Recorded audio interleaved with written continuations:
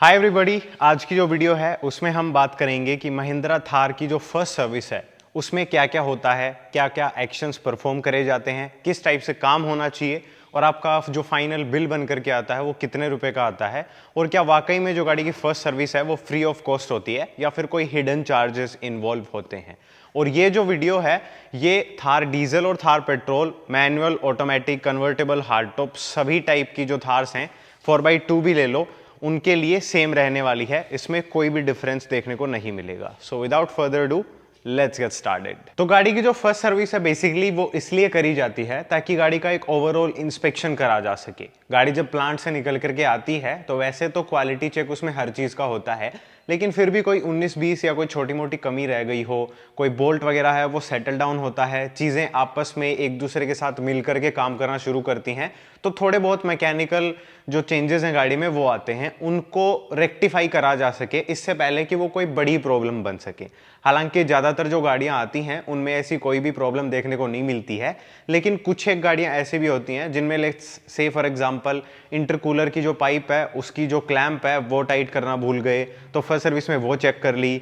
Engine oil अगर top up करते time पूरा नहीं हो पाया, मतलब जब गाड़ी प्लांट में इंजन ऑयल गाड़ी में फिल होता है तो क्या पता किसी मिस्टेक की वजह से जो ऑयल है वो प्रॉपरली फिल ना हो पाया हो, थोड़ा बहुत कम रह गया हो, या फिर गाड़ी की जो टायर की हवा है उसमें थोड़ा बहुत डिफरेंस हो, ब्रेक पैड्स वगैरह सही से सेट ना हुए हों।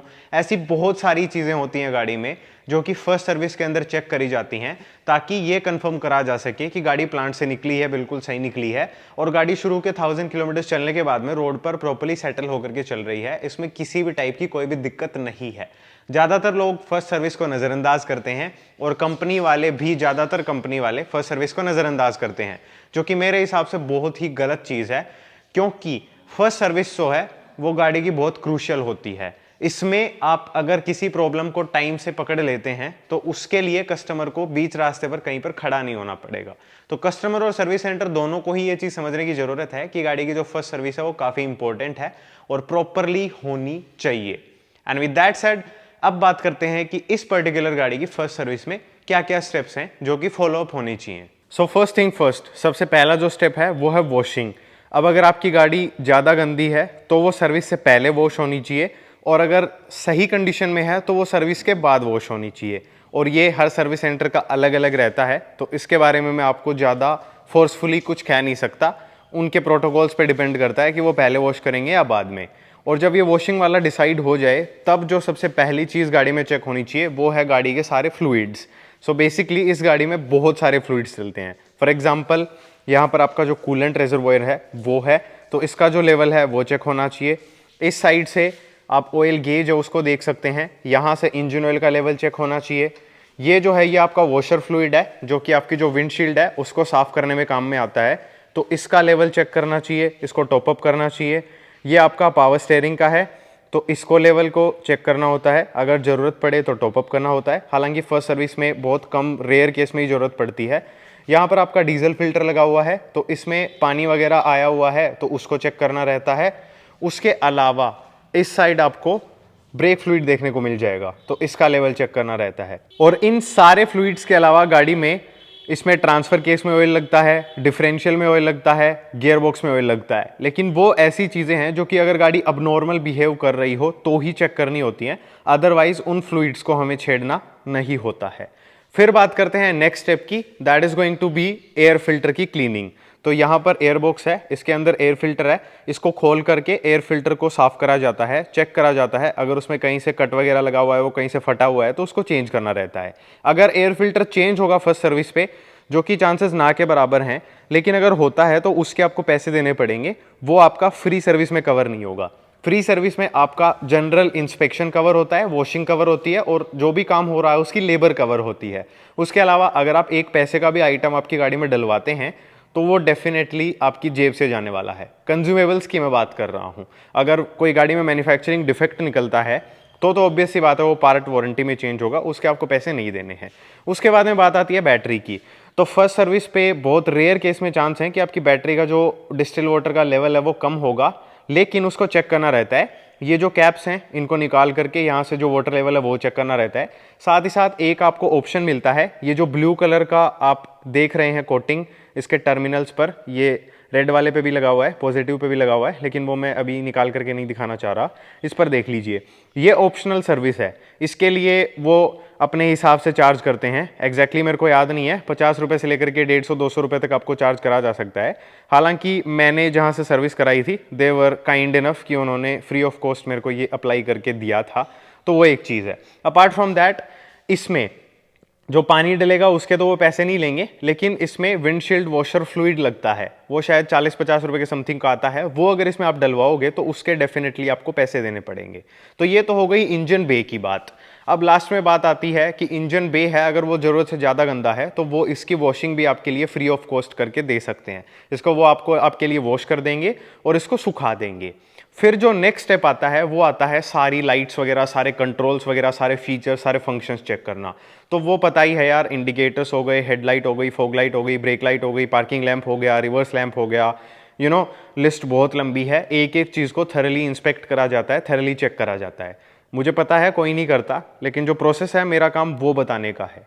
अपार्ट फ्रॉम दैट, रेडिएटर जो है, मतलब आगे कंडेंसर हो गया, रेडिएटर हो गया, इंटरकूलर हो गया, ये सारी चीज़ें हैं। ये अगर आपने गाड़ी को ज़्यादा ऑफ रोडिंग यूज़ में काम में ले लिया है, हालांकि आपको शुरू के 1000 किलोमीटर गाड़ी को प्यार से चलाना होता है, लेकिन मुझे पता है कोई नहीं करता। थार जैसी गाड़ी पे बैठते ही आपको फ़न करने का मन करता है।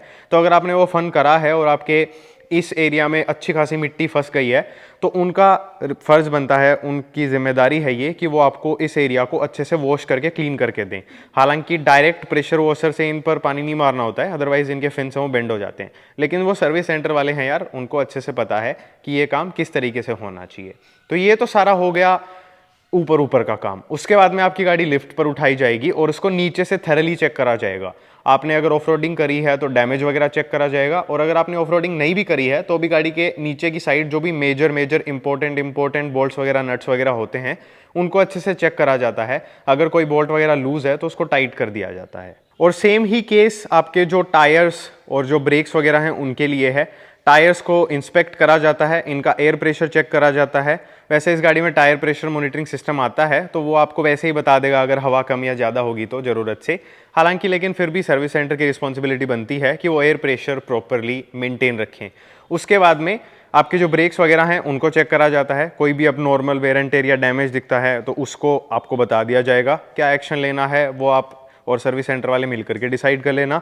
सारे जो लग नट्स वगैरह हैं वो प्रॉपर्ली चेक करे जाते हैं, कहीं से कोई लग नट वगैरह लूज वगैरह ना हो, अदरवाइज़ वो काफ़ी डेंजरस हो सकता है।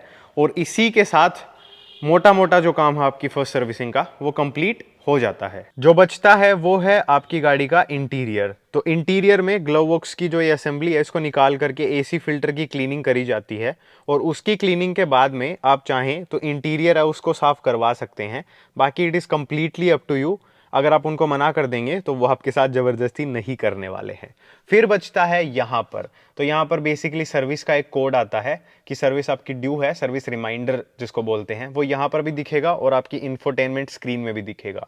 तो उनका फ़र्ज़ बनता है कि वो इसको रीसेट कर दें और फिर वो आपकी गाड़ी की टेस्ट राइड लेकर के इसको अच्छे से चला करके इसका एक एक फंक्शन चलते हुए चेक करेंगे। अगर उनको कुछ भी अब नॉर्मल लगता है तो वो आपको बता देंगे, या फिर आपको कुछ भी अब नॉर्मल लग रहा था तो वो आप उनको बता दीजिएगा और उस चीज़ का सॉल्यूशन भी हो जाएगा। और जब ये सारा का सारा काम हो जाएगा तो आपकी सर्विस कंप्लीट हो चुकी होगी।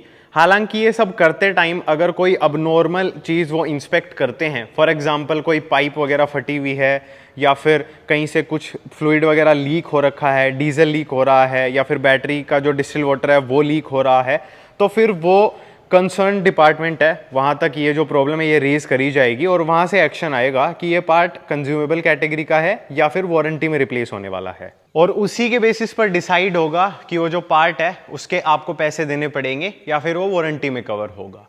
एंड विद दैट सेड, आपकी जो सर्विस है, फर्स्ट सर्विस, वो होती है कंप्लीट। आपका बिल निकल करके आता है 0। अगर आपने विंडशील्ड वॉशर फ्लूइड लिया है, जो कि मैंने लिया था, मैंने 2 डब्बे लिए थे विंडशील्ड वॉशर फ्लूइड के, तो मेरे ख्याल से 80 से 90 रुपए का बिल बना था। उसके अलावा मैंने एक भी पैसा पे नहीं करा और मेरी गाड़ी मुझे मिल गई थी। एक मुझे गेट पास मिला था जो कि जाकर के मैंने गार्ड को दे दिया और अपनी जो सर्विस है वो कंप्लीट हो गई। मेरा जो एक्सपीरियंस था वो काफ़ी अच्छा था। हाउएवर, मैंने ये जितनी भी चीज़ें बताई हैं वो सारी की सारी सर्विस सेंटर पर चेक होने वाली हैं। ये उम्मीद आप 90% मत ही रखना। सिर्फ 10% ऐसे सर्विस सेंटर आपको देखने को मिलेंगे जो कि इतना एफर्ट्स डालेंगे आपकी गाड़ी की पहली सर्विस पर। पहली सर्विस पर आपकी गाड़ी की वॉशिंग होगी, थोड़े बहुत इंस्पेक्शन वगैरह होंगे, कोड्स क्लियर होंगे, गाड़ी की टेस्ट राइड वो आपको पूछेंगे कि लेनी है या नहीं लेनी। अगर आप हाँ बोलेंगे तो वो गाड़ी चला करके देखेंगे। हालांकि अगर आपकी गाड़ी में कोई दिक्कत आपको लगती है या उन्हें चलाते टाइम लगती है तो वो डेफिनेटली वो कंसर्न जो इश्यू होगा उसको रेज करेंगे और फिक्स करेंगे। ऐसी बात नहीं है कि आपकी सुनवाई नहीं होगी, लेकिन इतनी चीजें फर्स्ट सर्विस पर मैंने आज तक किसी भी कार कंपनी के सर्विस सेंटर को चेक करते हुए नहीं देखा है। ये सिर्फ महिंद्रा की बात नहीं है, हमने टाटा की गाड़ियां ओन करी हैं, मारुति की ओन करी हैं, हुंडई की ओन करी हैं और महिंद्रा ओन करी है। इन 4 कंपनीज में तो मैंने ऐसा कुछ देखा नहीं है। हालांकि जो यूरोपियन ब्रांड्स हैं या फिर जो जर्मन्स हैं उनके बारे में मैं ज़्यादा कुछ बोल नहीं सकता। जो 4 ब्रांड्स हैं उनकी मैंने बता दी है। हुंडई वैसे यूरोपियन ब्रांड ही है। And with that said and done, इस वाली वीडियो के लिए इतना ही था गाइस। आई होप ये जो चीज़ें मैंने आपको इस वीडियो में बताई हैं इससे आपको एक जनरल अवेयरनेस हुई होगी कि फर्स्ट सर्विस पर भी इतना कुछ होता है। अगर आपको पता नहीं था तो आपके लिए काफ़ी हेल्पफुल रहेगी ये वीडियो। एंड उसी के साथ इस वाली वीडियो के लिए इतना ही था। अगर ये सीरीज़ आपको पसंद आ रही है तो नीचे की साइड आपको सुपर थैंक्स करके एक बटन मिल जाएगा, उसकी हेल्प से आप हमें सपोर्ट कर सकते हैं ताकि हम ऐसा ही कंटेंट और आप लोगों के लिए लेकर के आ सकें। मैं मिलूंगा आपसे ऐसे ही किसी और वीडियो में, तब तक के लिए ड्राइव से wear your seat belts and take care. Bye bye.